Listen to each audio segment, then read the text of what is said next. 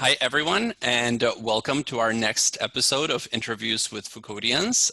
Today, I am here with Perry Zurn. Perry, thank you for chatting with me. Yeah, thanks for having me. If you don't mind, I would like you to introduce yourself, your affiliation, and say just one or two things about the areas in philosophy and the humanities that you specialize in. Sure. I'm currently an assistant professor of philosophy at American University. I use he, him pronouns. And I specialize, I would say, I focus on social and political philosophy, broadly construed. So my work tends to be interdisciplinary. And I'm interested specifically in understanding how change happens. So how does change happen in ourselves? How does it happen between people? How does it happen in societies? And to answer this, I'm focusing on theorizing change, but in conjunction with histories of change and archives of change. And what comes to mind when you think about archives of change? I'm just curious about that phrase. Yeah, so for me at least, I focus a lot on histories of activism or instances of social activism where change actually happens and or change is being sought. And so what can we learn? How is change already being theorized there and practiced there and demonstrated there? And what can we learn there as theorists? Okay, great. And so one of the figures that you work on and have published extensively about is Michel Foucault. And so I want the first question to be a general but still semi-targeted question about what you find useful about Foucault for your purposes. So what aspect of the Foucauldian corpus, so if we think here from his earliest writings all the way to the end, what part of it do you find most appealing, and what has it allowed you to do intellectually? Yeah, so there's a lot about Foucault that I like. Um, I'm very interested. I really appreciate the way in which he follows his curiosity. So, and curiosity comes up in other forms of my work, but he's really willing to try out new areas of thought, new disciplines, new practices, new topics, and he's always kind of moving and changing and responding to his curiosities, and that's inspiring for me as a theorist. So, in that sense, his whole body of work inspires me and kind of activates my own interests. I like the bravery there. I like the not needing to demonstrate one's loyalty to a particular method or a particular discipline or a particular topic. He's not one of these, I just do this one thing. He's one of these, I do all these things. Yeah. And I love that. I think that's pretty great. And, as far as, I guess I also more personally, I appreciate him as a queer ancestor of sorts for academics. I love that he was a queer man and thought about that in so many unsuspected ways, I think, at the time, and brought that part of his life into his work. And I want to be that kind of integrated intellectual. So those are the broad stroke reasons why I like Foucault and why I'm influenced by Foucault. And then the more focused would be, I've worked most with Discipline and Punish and with surrounding text around the early to mid 1970s in Foucault's work, and thought a lot about his work on prisons and on punishment and on some nascent theorizations of abolition at the time, things like that. And your own work, you've contributed to a rising field called curiosity studies. So thinking about Foucault's own curiosity and your work on curiosity, I want to return to that later in the interview. So I want to sort of put a little tag on it.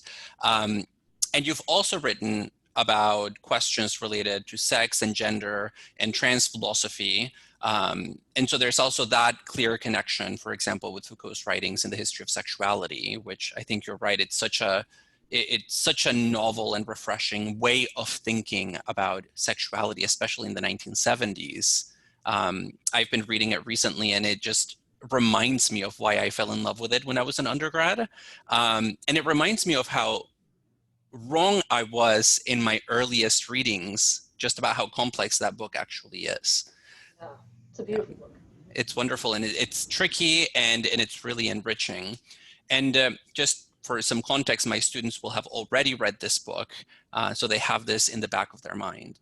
But I want to begin now with the reference that you made to Foucault's Discipline and Punish, because you've published a couple of works on the nature of Foucault's engagement with the abolition movement, prison reform. You published a book in 2016 entitled Active Intolerance, Michel Foucault, the Prisons Information Group, and the Future of Abolition, which you co-edited with Andrew Diltz. And so I want us to talk a little bit about that book. So can you say what this book argues, or what the motivation for this book is in the grand scheme of things, and why think about Foucault's work in relation to prisons from the 1970s in 2016 in our sort of historical present? Yeah.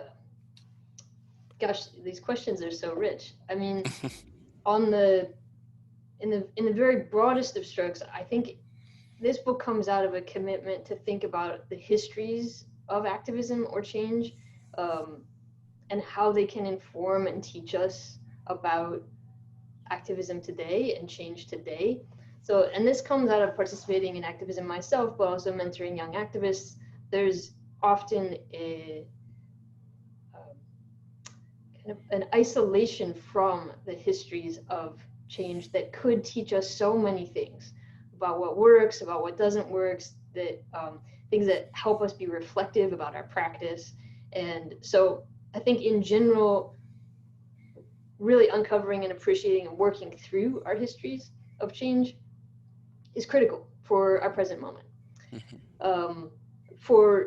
So that's just a broad stroke why, for, in a sense, for change or for activism. But there's also a theory reason, which is that this is a beautiful instance of when theory has come from practice, come out of practice, come after practice.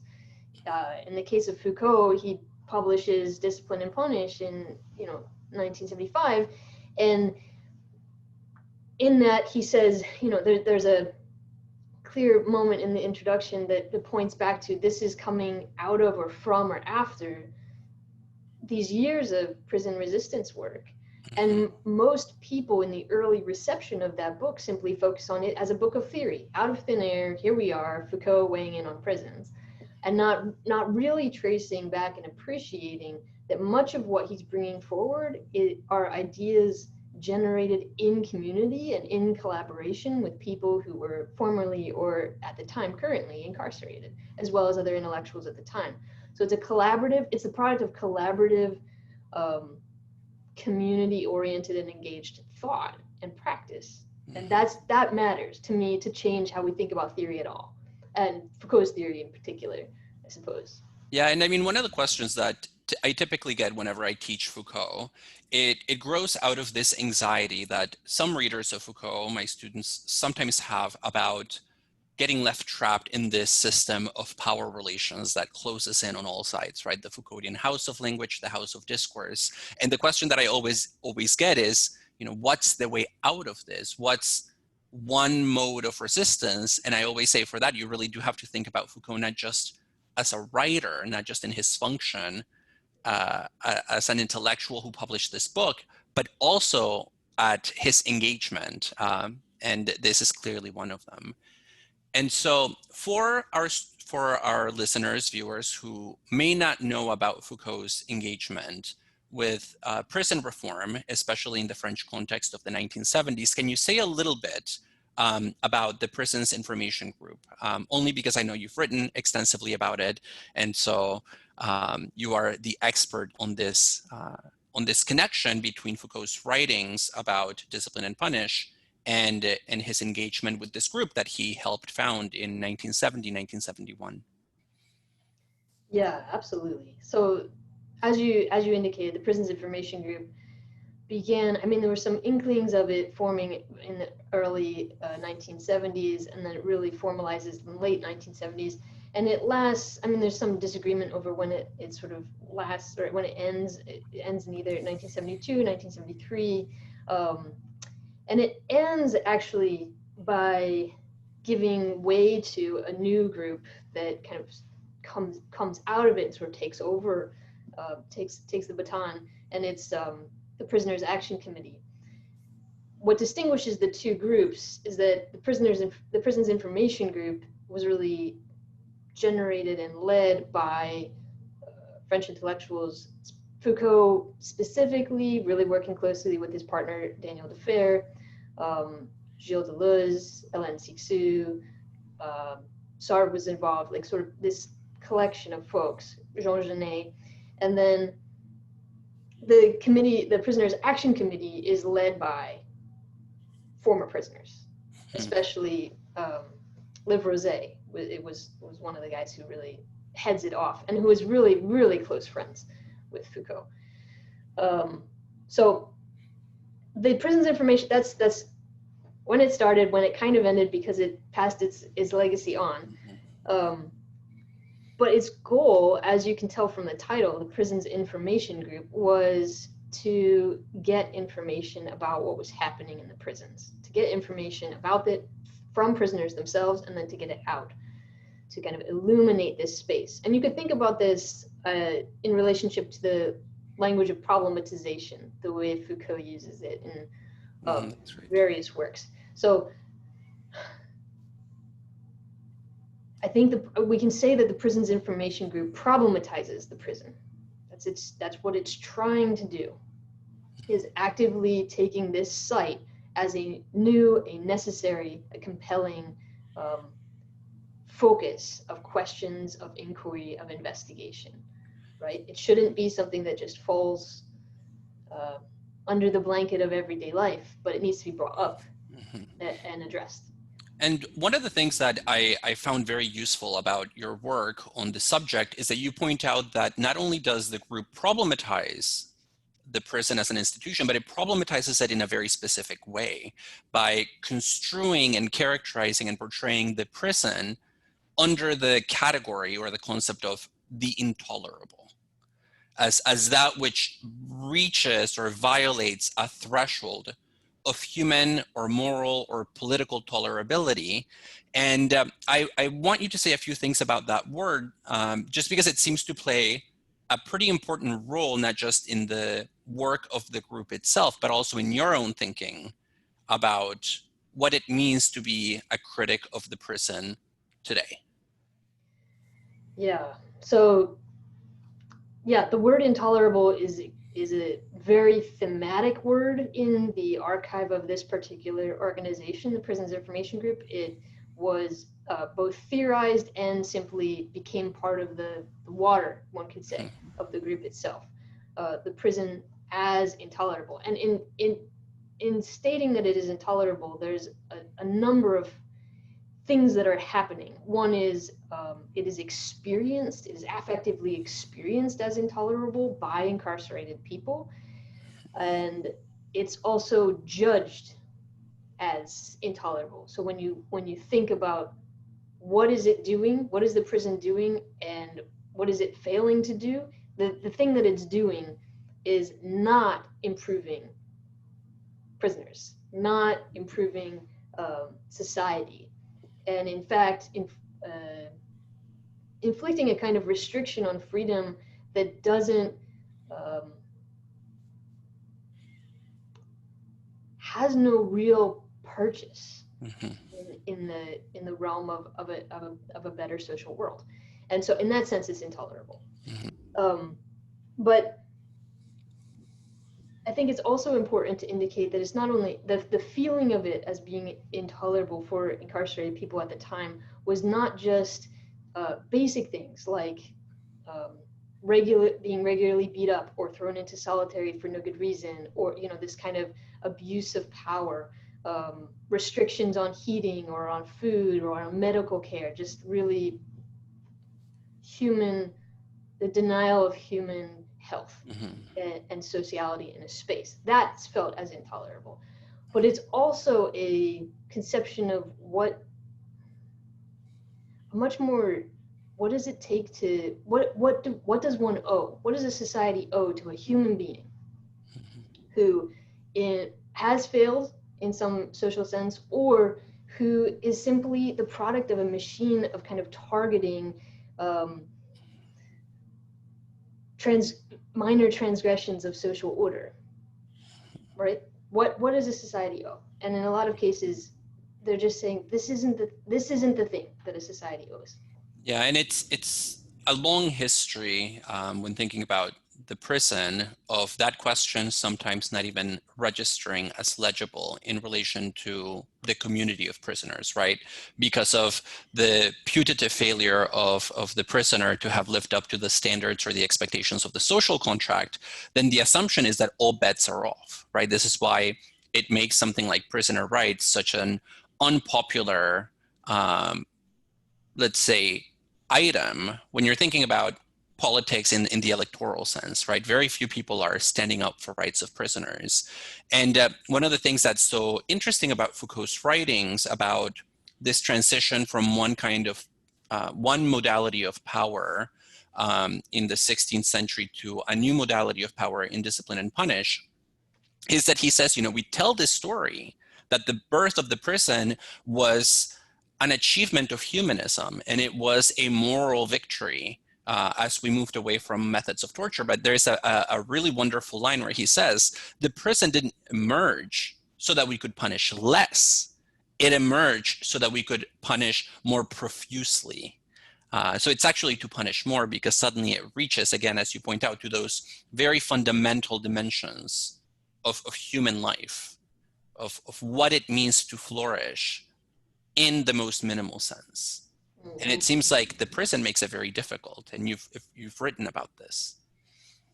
Yeah, and I think part of what's happening in Discipline and Punish, so I think we can understand the Prisons Information Group as problematizing the prison in the sense of pointing it out as a necessary locus of new attention, or a new kind of attention. But I think Discipline and Punish problematizes in a different way by demonstrating doing a history or a genealogy of how did prison become an object that has a kind of role in society that's unique to the modern period. So I want to ask you a question that is about your own position as an academic writing about the prison. And the reason that I bring it up is because it was a question that was raised within the Prisons Information Group, and that led to really this transition that you talk about from the GIG to the PAC, where you have a movement that is led primarily by intellectuals to a movement that is led primarily by prisoners themselves. And so in the context of the 1970s, early 1970s, there is this question, and it's a philosophical and it's a political question, which is, what does it mean to let academics be the voice of prison reform? Because there is a risk here of speaking for others, of misconstruing an experience to which we may not have access. And so I'm wondering whether you can help us think through this question, because one of the criticisms that has been made of academic-driven movements for prison reform is that they reflect the values of the academics that sort of spearhead them. Yeah.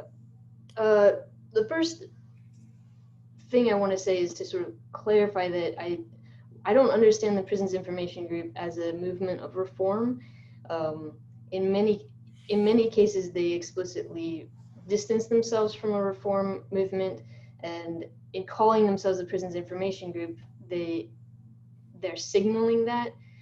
And one of the things that I've argued is that, in fact, because of the emphasis on information and the importance of voice, from the voice of prisoners being those who weigh in on what the prison is about and what should or should not be happening, that movement to centralize prisoners' voices in the problematization of the prison is an abolitionist movement. So just sort of a clarification, my reading of the JIP is as an abolitionist movement and not a reform movement. But your point about, or your question about the role of academics in weighing in on these issues is so important, and it was crucial to the JIP.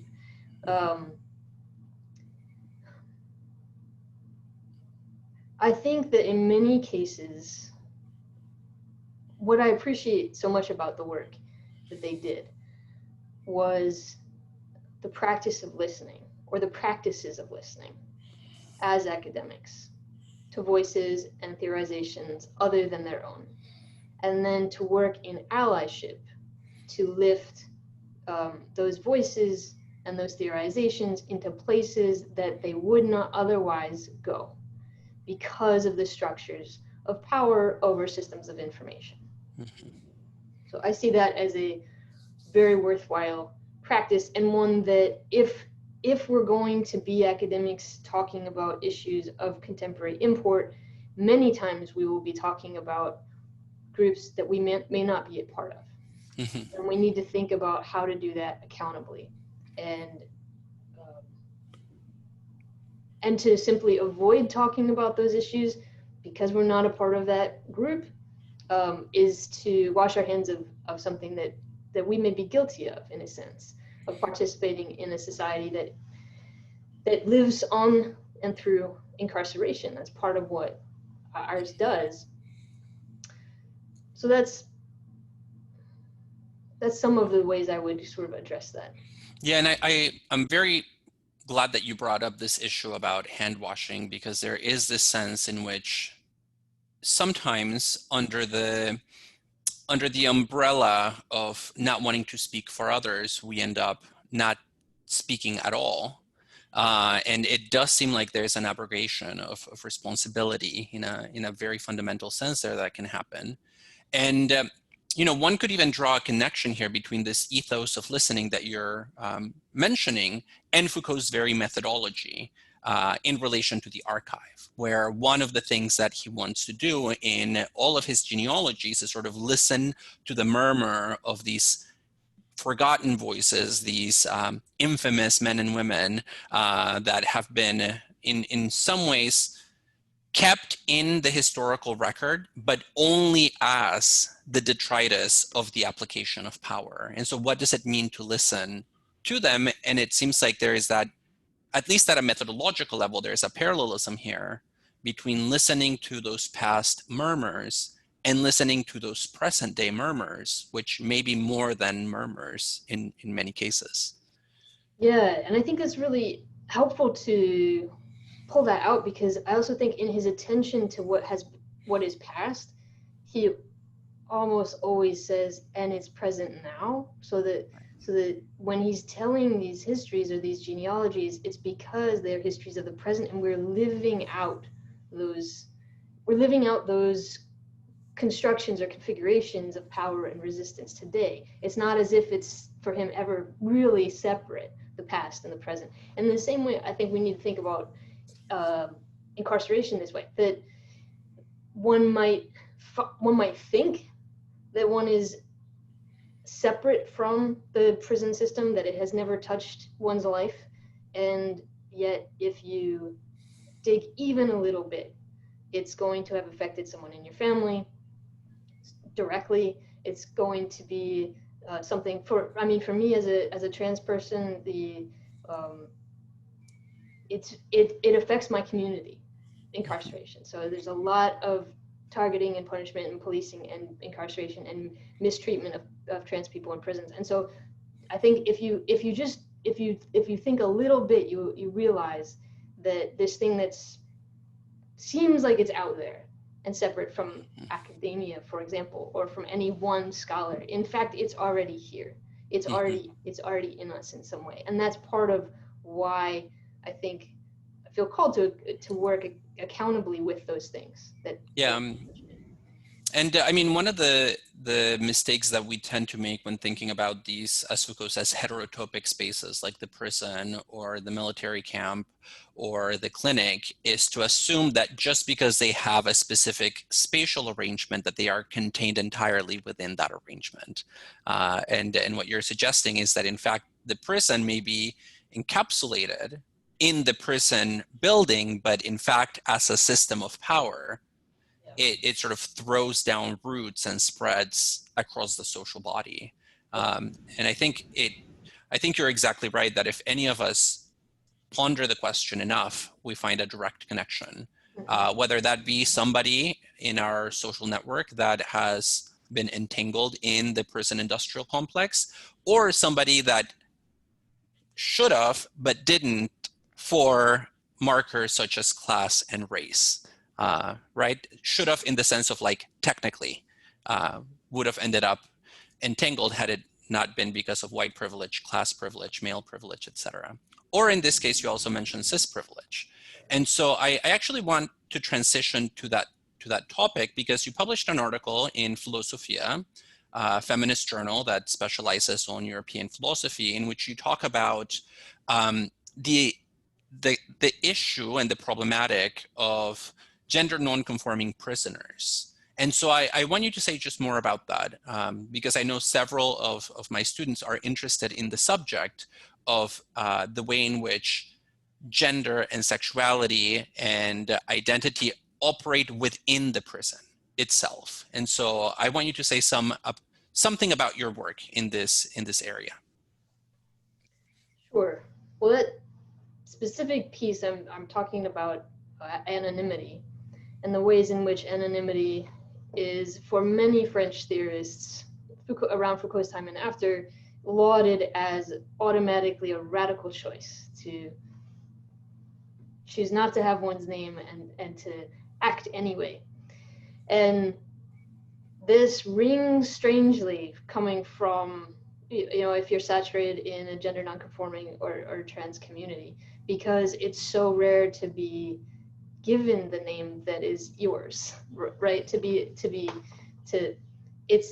in fact more of an act of resistance to hold on to your name, to say, no, this is my name, as opposed to I can just let go of my name, it's fine, I don't need a name.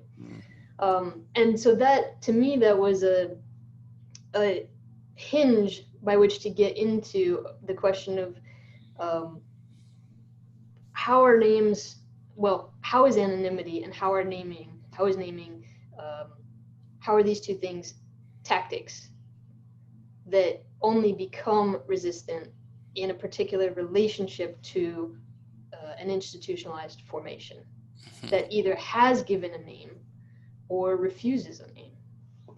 And so in terms of the politics of the name and the politics of naming, there's this claim that you make about, let's call it the privilege of anonymity, right? The fact that anonymity can only be subversive for people who begin with a name that they can give up and sort of live the pleasure of that disappearance.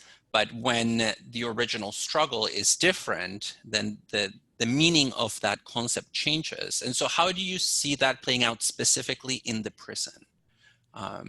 This question of naming and the name within the boundaries of this institution. Right. Well, I think that many trans people or gender nonconforming people are categorized as cisgender people, so named as cisgender people and placed in jail cells or prisons that reflect that kind of assignment. And in that sense, there's an erasure of their name. Mm-hmm. So that's just on the level of gender. And then that happens with respect to names themselves. So if a person has not legally changed their name, there's a refusal to acknowledge their chosen name. Mm-hmm. And in fact, to call it a criminal alias of some kind, which is precisely not what a trans person's name is. So those are two instances. Yeah, no, that's wonderful.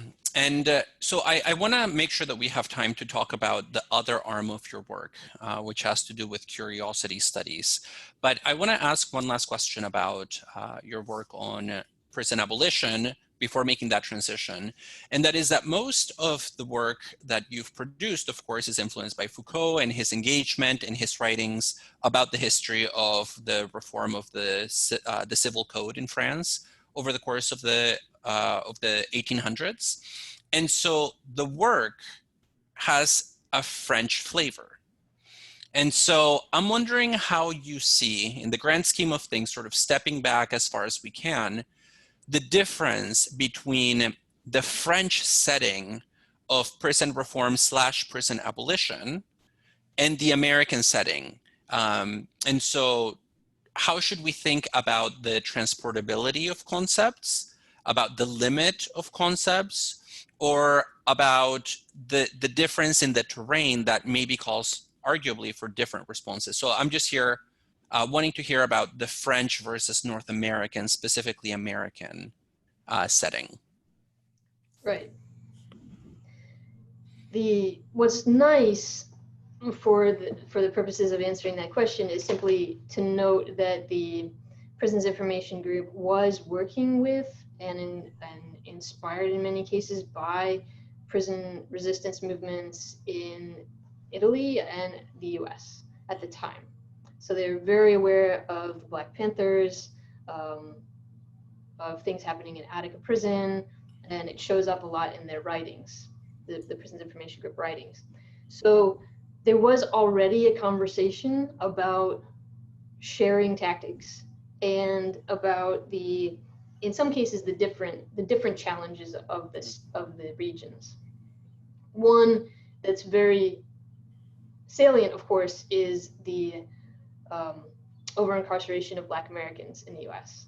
that is really unique in its own genealogy and in its present manifestation to the U.S. In comparison to France. But it's important to flag that race was not out of the question in the French resistance movement, prison resistance movement.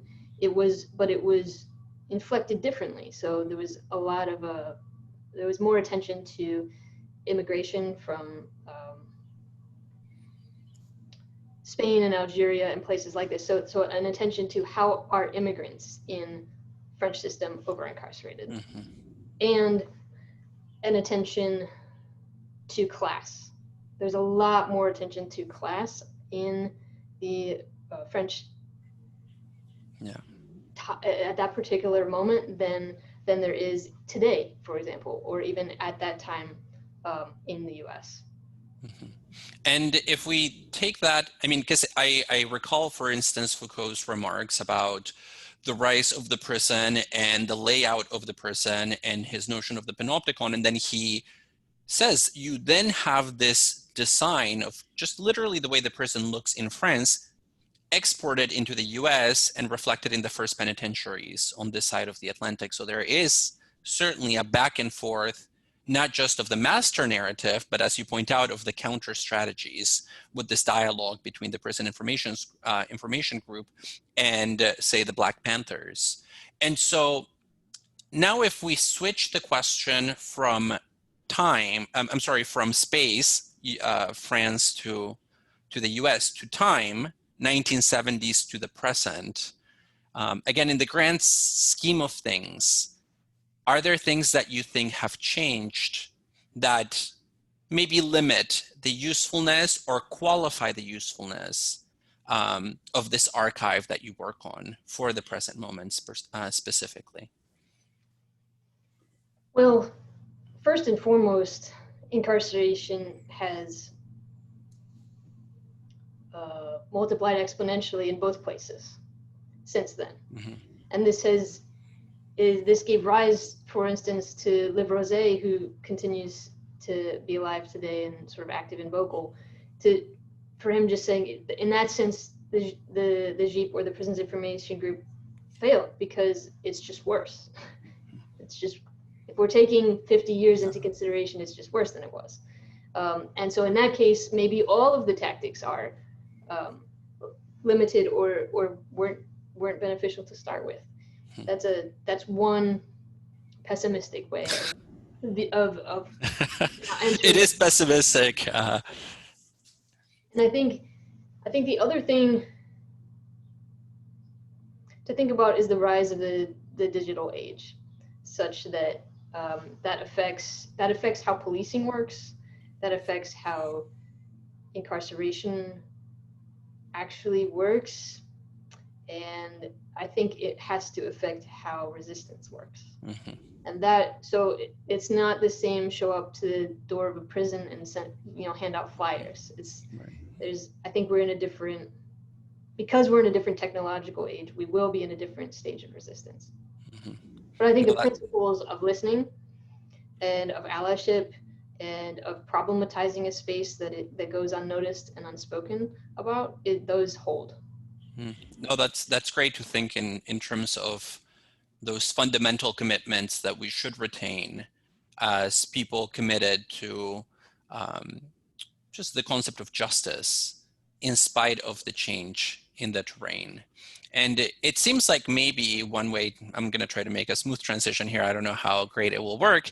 It seems like one of those values or principles would be a core curiosity about the experience of others, especially others whose narrative is often told for them without their import. And so this curiosity about the lived experience of people who fall through the cracks of these institutions of biopower and disciplinary power. And so I don't know how smooth that is, but then this leads us to your work on curiosity. And so you've published a book already in 2020, this year, which is called Curiosity Studies, and it gives it sort of carves out a place for you, an intervention in this growing field of curiosity studies that is arguably somewhat young. And you also have a forthcoming book with Danielle Bassett entitled Curious Minds, a neuroscientist and a philosopher tackle the mystery of how we know. And that should be coming out next year. And so for this, I want you to talk to me first and to my students about what curiosity studies is, period.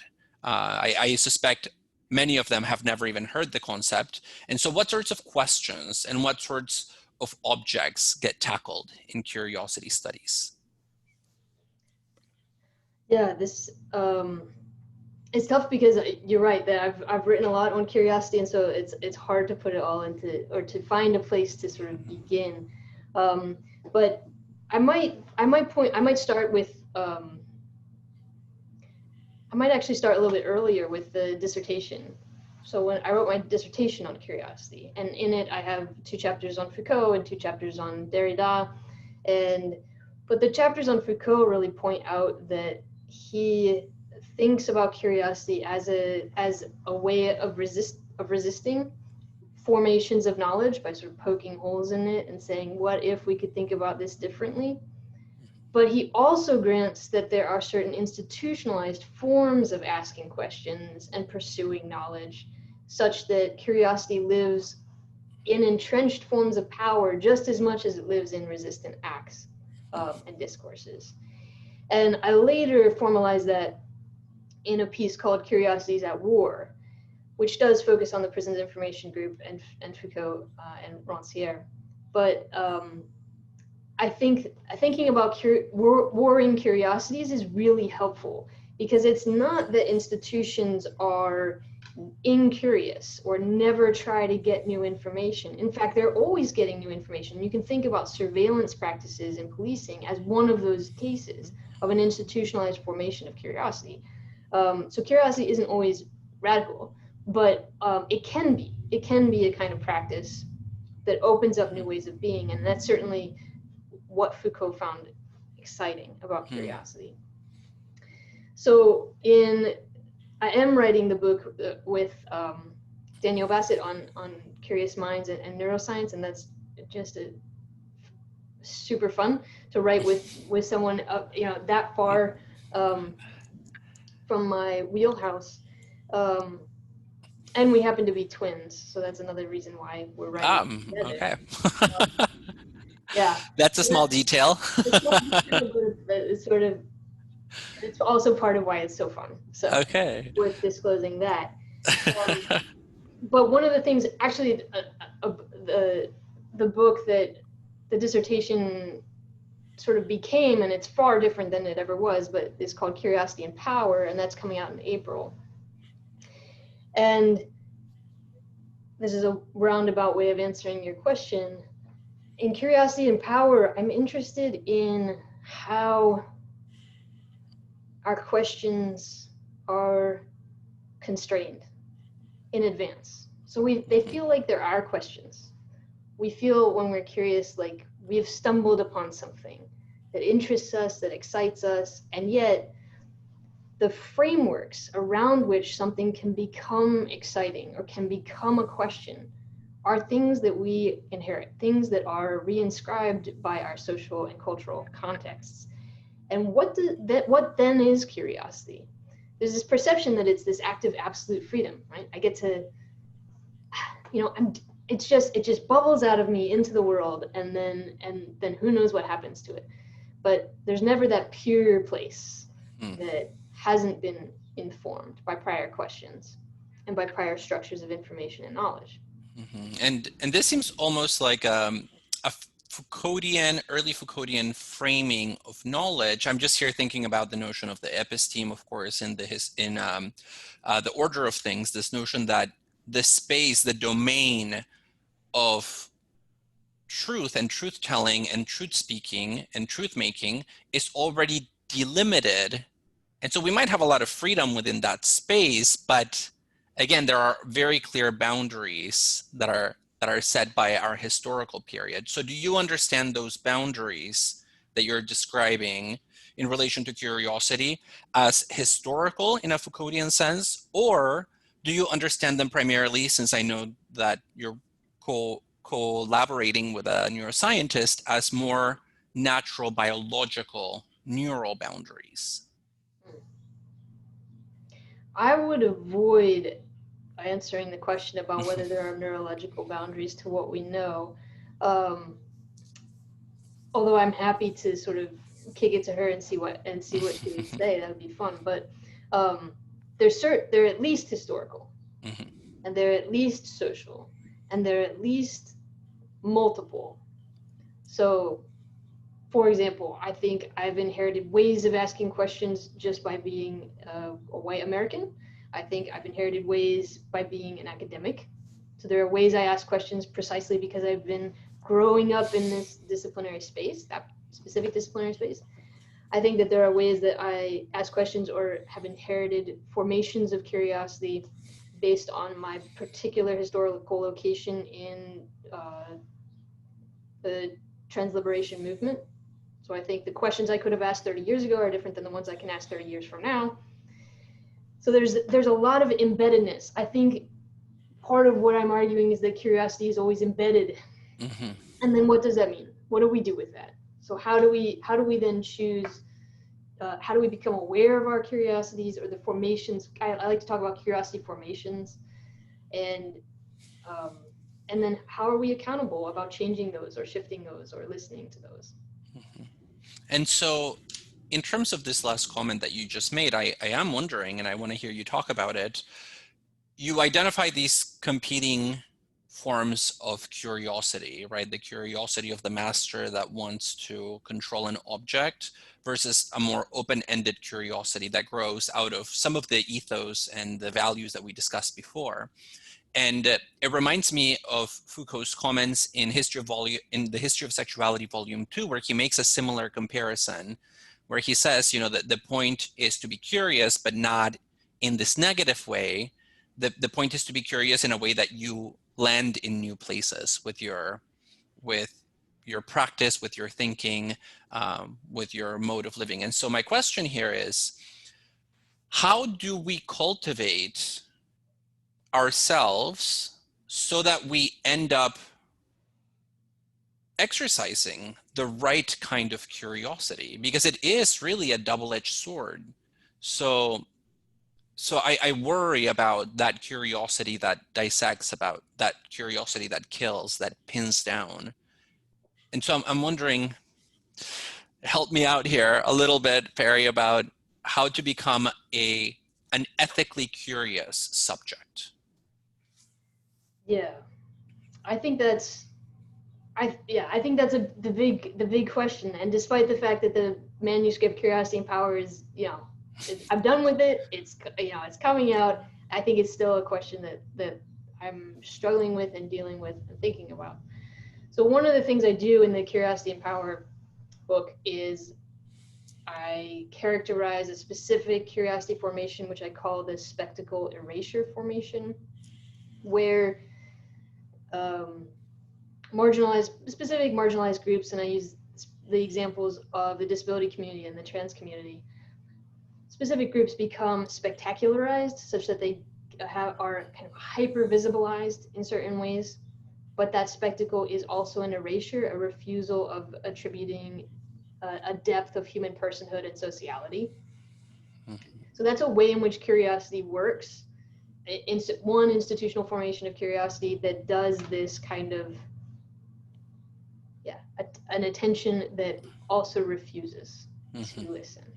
And I also develop, as a response, 3 ways of thinking about a more ethical formation of curiosity. And that would be a curiosity that is a companion to 3 things, I say. A companion to opacity. So willing to live with something I cannot, in fact, understand or see, instead of driving to master it and make it transparent. Then you might think of Glissant here. A companion to ambiguity, and I lean on Anzaldúa here, but a willingness to refuse that dissecting or that separating tendency to simply cut things into more and more pieces, and rather to say, I am attending to this and noticing I cannot separate these 2 things. And that form of curiosity that can sustain that, I think, is more ethical. And then the 3rd is intimacy. A curiosity that is a companion to intimacy. And by that, I mean that so often curiosity does this. A problematic form of curiosity separates and pushes away and distances and creates an object, a curio. What would it mean to say we are already embedded in each other, in, inter and intra-relational and beings with among ourselves as humans and the natural world? And what does curiosity then look like? Because it can't be a subject staring at an object. It can't. If we understand the world in this kind of intimate way. And there I'm leaning on certain indigenous forms of theory and philosophy. So I think those are 3, when we can find, in a sense, virtuous companions to curiosity, then I think we can start a different formation, a way of practicing curiosity differently. That's beautifully put. And even the notion of companionship, right? The notion that curiosity is not alone. By itself, it's not sufficient, rather. Right. Precisely because of this inherent danger that it might go one way or the other. And so curiosity needs these friends, this intimacy, this, you mentioned opacity and ambiguity, as a way of developing a new kind of connection to difference and to sameness, perhaps as well, that then doesn't do the thing that let's call it molar, to use a Deleuzian term, the molar form of curiosity would do, which is this distancing, this cutting, and this assumption of absolute transparency, that I know who you are, perhaps better than you do, which is probably one of the most violent things that you can say or do to somebody, this notion. Perry, I think this is a perfect place on which to end. And there seems to be a very clear connection here too, in terms of your way of thinking about curiosity and Foucault's own approach to thinking about our present and about the past and how the past continues in the present. And I really want to thank you for taking the time to chat with me about this. And I may ask you for some resources afterwards to share with my students, especially about curiosity and the field of curiosity studies. Sure. Okay, well, thank you so much. Yeah. All right, bye-bye.